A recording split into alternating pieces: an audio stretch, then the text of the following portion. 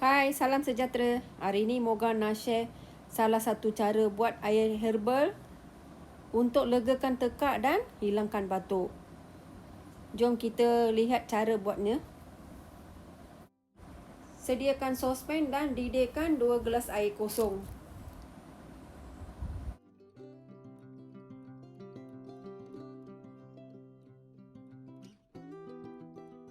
Dan sediakan batu lesung di sebelahnya.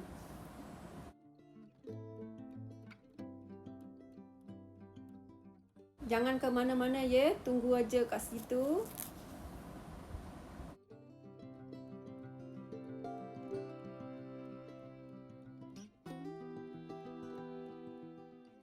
Setelah air mula mendidih, kecilkan api dan carikkan daun sirih kecil-kecil.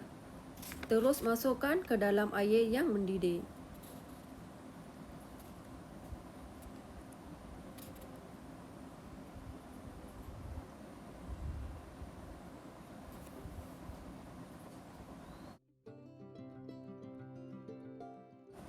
Lepas tu, tumbukkan halia yang dah buang kulit anggaran dalam 1 inci dan masukkan ke dalamnya.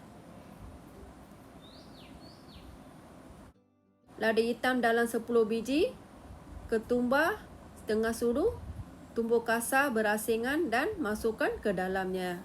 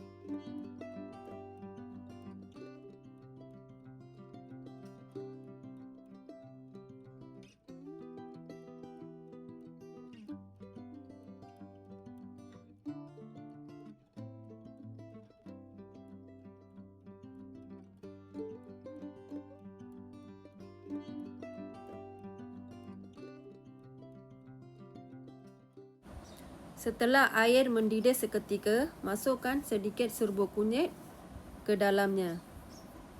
Dan biarkan airnya mendidih hingga surut jadi segelas.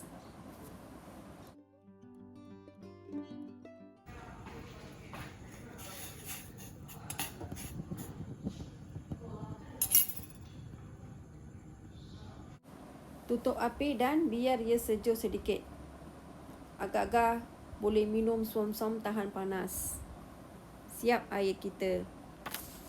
Siap air herbal kita. Air herbal ni memang berkesan. Selama ni inilah ubat batuk saya. Selamat mencuba.